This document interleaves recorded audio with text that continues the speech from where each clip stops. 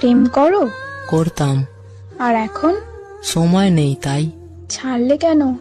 ছেড়ে গেছে। কারণ ছাড়াই? ভেবে দেখিনি। আটকালে না? থাকতে চাইনি তাই। নতুন কেউ জুটেছিল কি তার?